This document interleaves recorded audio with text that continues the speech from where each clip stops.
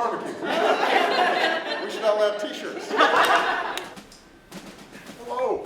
Hello. Hello. Hi.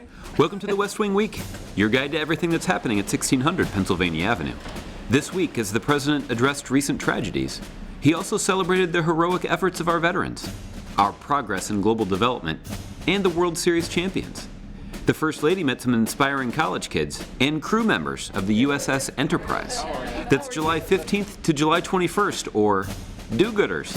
Just a lot of do-gooders in one room. All right.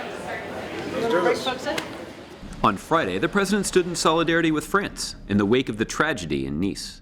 We pledge to stand with our French friends as we defend our nations against this scourge of terrorism and violence. We cannot give in to fear or turn on each other or sacrifice our way of life.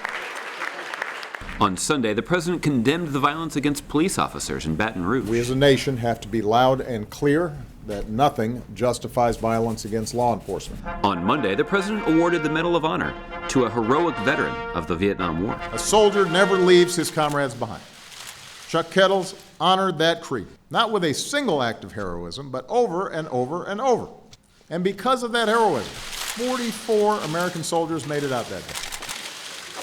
On Tuesday, the First Lady welcomed to the White House first-generation college students. I am here today because of my education.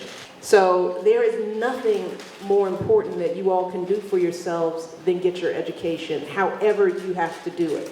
And later that day, some crew members from the USS Enterprise landed on our home turf to thank some military families. Just met the First Lady.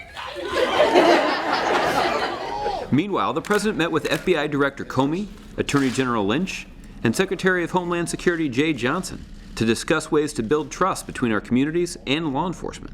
On Wednesday, the President spoke at the White House Summit on Global Development. These are super smart people right here. I've seen the possibilities of progress, and so have all of you. And yet, we are humbled by the work that remains. And so today, we reaffirm our belief that in the 21st century, no child should go to bed hungry, and no child should die from a mosquito bite, and no one should be denied opportunity because of where they're born or what gender or religion they are, or the color of their skin, or who they love. All of us are born equal, and we're all connected. That's what we believe. That's what brings us here together. On Thursday, the White House got a visit from some royalty, the World Series champion Kansas City Royals. One fan in particular was quite excited about the visit. Excuse me. All right.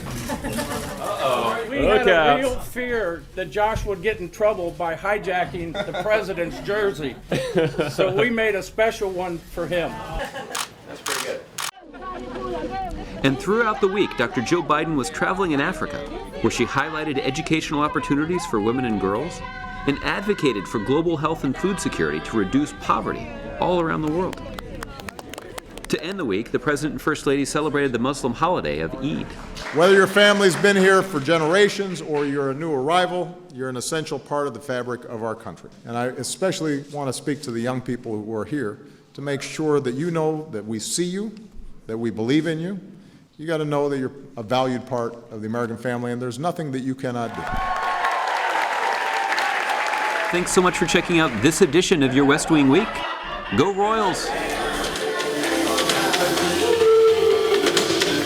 When's the president coming?